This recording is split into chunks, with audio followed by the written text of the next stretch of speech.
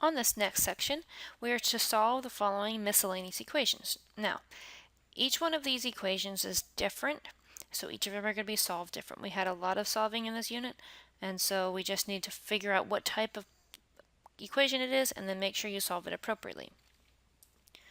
For number 7, we have x to the 2/3 minus 7x to the 1/3 plus 12 equals 0. Notice we have three terms. It's equal to 0. The last term, 12, is a constant term, and most importantly, the exponent of the first term is double the exponent of the middle term. All of these things qualify this problem to be a U substitution problem. So I am going to let U be equal to the middle term's variable part. So I can rewrite this as x to the 1/3 squared, because it's double of the middle term, minus 7x to the 1/3 plus 12 equals 0. Now, if I am to let U equal x to the 1/3, I can plug x to the 1/3 into each of those, and then that gets me U squared, because the U is in place of x to the 1/3, but we still have the squared, minus 7 times U plus 12 equals 0. This red equation is actually pretty easy to solve. I'm going to factor it. Two numbers that multiply to positive 12, you add to negative 7, that's negative 3 and negative 4. I'm going to set each of those equal to 0, which gets me U equals 3 and U equals 4. Now, no one asked me to solve for U, right? No one asked me to solve the red equation. They asked me to solve the original equation that we have up here in blue, or actually in black. So what I'm going to do is I'm going to use this conversion. This is my little conversion. I converted x things into u's. Well, now I need to take my u answer and convert it back into an x equation. So instead of u is equal to x to the 1/3. So in each of these equations, I'm going to replace it with x to the 1/3. And then I'm going to raise both sides to the reciprocal of 1/3, which is 3.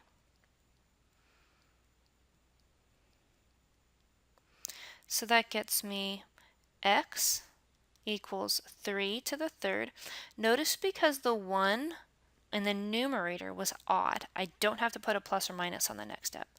Same reason over here, the 1 in the numerator is odd, so on the next step I do not have to put a plus or minus. So I have x is equal to 3 cubed, which is 27, and x is equal to 4 cubed. 4 times 4 is 16, times 4 is 64. So these are my two potential answers. Now, the reason I say potential is because I have to check both of my answers. So I am going to check x equals 27. So we have 27 to the 2/3 minus 7 times 27 to the 1/3 plus 12 is supposedly, that's why I put a question mark over it, equal to 0. Now, 27 to the 2/3. You might want to get a piece of scratch paper out. I'm not sure if there's enough room here for all of this. I'm going to use the area for problem number 8 to work out my scratch paper, but then I'm going to erase it. So you should write this somewhere else, because I am just going to erase this. So we have 27 to the 2/3. That's the cube root of 27 squared. The denominator goes into the index, which is equal to, the cube root of 27 is 3, but I still need to do the squared, and 3 squared is 9. I also need to work out 27 to the 1/3. 27 to the 1/3 is the cube root of 27 to the 1. The cube root of 27 is 3, and 3 to the 1 is 3. So this is 9 minus 7 times 3. Okay, and does that work? Well, I have 9 minus 21 plus 12. You know what? That does equal 0, so 27 does work. Now I'm going to go ahead and erase all this extra work here, which you probably put on a separate piece of paper. And I have to check x is equal to 64, the same way I did the other.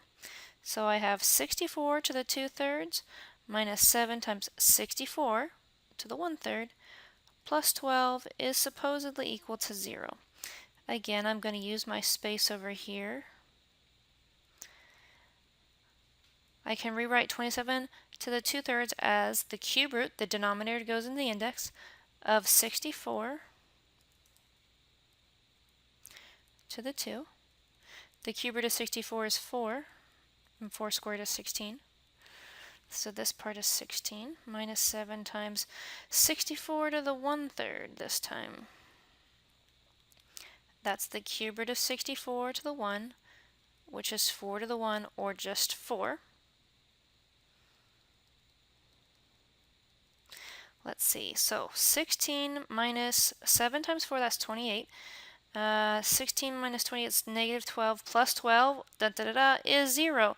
So actually both of the answers work. So if they didn't, I would put an X through it, but they do, so I'm going to keep them both, okay? So both of the answers are correct, and we move on to our next problem. So I'm going to go ahead and erase this work that I put over here that you put on a separate piece of paper. Our next problem is not of the quadratic form. Notice there's not 3 terms. It's not set equal to 0. This is not of the quadratic form. This is just a rational exponent equation. And when I have a rational exponent equation, I want to identify that the 4 in the numerator of the exponent is even. Because it's even, that tells me I'm going to have a plus or minus in this problem. Please do not wait until the end of the problem to put your plus or minus in. It's just not going to work. Okay, so I'm just going to write this one more time a little bit bigger here. What I'm going to do to get rid of the 4/3, because the 4/3 is already isolated, is I'm going to raise both sides to the inverse, or the reciprocal, which is 3/4. When I raise both sides to the 3/4, the 4's in the exponent divide out to 1, the 3's divide out, and you just have an exponent of 1. And we don't really write exponents of 1, so we're just going to have the inside 2x minus 5. The 4/3 and the 3/4 multiply out, and you don't have any exponent left in the left side. On the right-hand side, I have 16 to the 3/4. Now, on this very next step, because I raised both sides when we had an even number in the exponent, that means on this very next step, I must put a plus or minus. If you don't put a plus or minus here, and you try to slap it on at the end, you're going to get your answer wrong, okay? So I'm going to take a moment. I'm just going to do this over here as well. I'm going to go ahead and erase this. If you need to do this on a separate piece of paper, you should do that. The 4th root of 16, that's 2, because 2 times 2 is 4, times 2 is 8, times 2 is 16. 4 2's multiplied get me 16, therefore the 4th root of 16 is 2. Now I haven't done the cube yet, so I keep that. 2 times 2 times 2 is 8. So on the right hand side I have plus or minus 8. So now I'm going to add 5 to both sides, which gets me 2x is equal to, don't forget, the plus or minus is on the 8, so put the 5 in front, then plus or minus 8. Now, we could figure out what 5 plus 8 is and 5 minus 8 is. I'm going to have to do that, but let's go ahead and solve for x first before we split it up, just to save me a little bit of time. So this gives me 5 plus or minus 8 over 2. So I'm going to split this up into two equations. X equals 5 plus 8 over 2, and x equals 5 minus 8 over 2. Now some people at this point ask the question, well, how come we're actually having to split this one up, where on like numbers 2 and 3, I think on the first page, we didn't split them up? Well, if you have a square root or an I when you're adding, plus or minus square root or plus or minus I, then you can't split there's no reason to split them up because you can't add them. But in this case, we don't have an I or a square root on the 8. The 8's just a whole number. And I know how to add 5 plus 8, and I know how to add 5 minus 8, so you need to actually do that. 5 plus 8 gives me 13, and 13 over 2 is 13 halves. 5 minus 8 is negative 3. That gets me negative 3 halves. So these are my two potential answers. Now I say potential because I have to check them just like we did on the other problem. So let's go ahead and check. And the reason I have to check is because I have a fraction in the exponent. Out of all the problems on this whole exam or exam review, These are the only two that you actually have to check because they have fractions in the exponent. The other problems you might be able to check, but you don't have to. But the reason we have to is because there's a fraction in the exponent. So when I go ahead and check 13 halves, I have 2 times 13 halves minus 5 raised to the 4 thirds is supposedly equal to 16.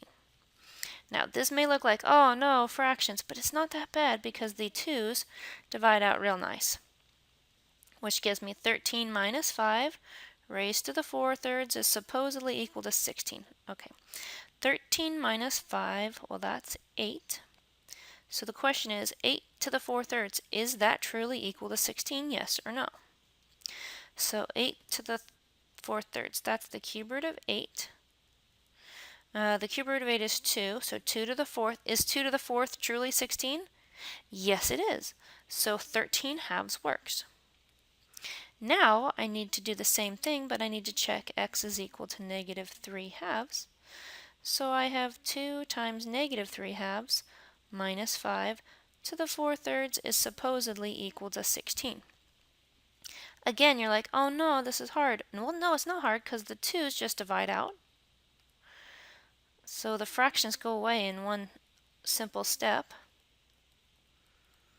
So negative 3 minus 5, that's negative 8. Negative 8 to the 4 thirds, is that 16? If it is, we keep the answer. If it's not, then we have to get rid of the answer. So let's see, that's the cube root of negative 8 to the 4th.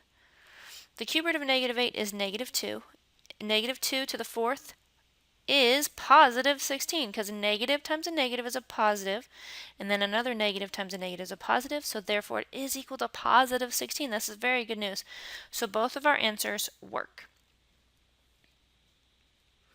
On to our next problem. Let me erase some of my scratch work I did over here. Okay, our next problem is a 4-term polynomial, which is a polynomial of higher order because we have something higher than 2 up here in the exponent. So it looks like a grouping problem to me. I'm going to group the first two and then the last two. Notice it's already set equal to 0, which is what I need to have happen. In the purple group, it looks like I can factor out an x squared, which leaves me with 3x minus 5. In the blue group, it looks like I can factor out a positive 9, which leaves me with 3x, because 27 divided by 9 is 3. Negative 45 divided by 9 is negative 5.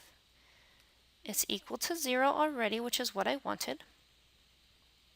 Notice that in each group we have a 3x minus 5. It's the same.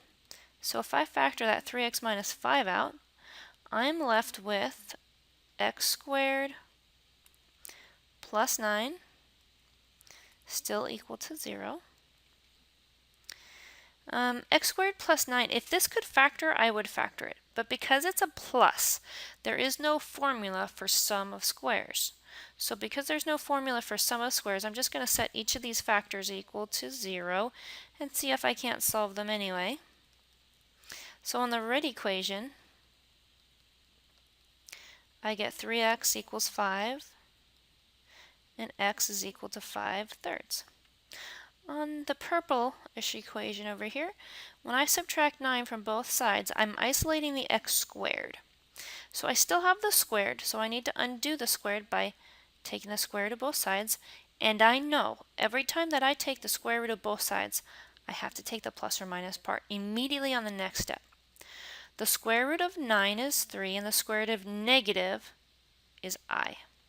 So my answer is 5 thirds and plus or minus 3i. Notice that there is 3 answers here. 5 thirds is an answer, 3i is an answer, and negative 3i is an answer. We are looking for a total of 3 solutions because our highest exponent was 3. And we have 3 solutions, and that's what we were looking for.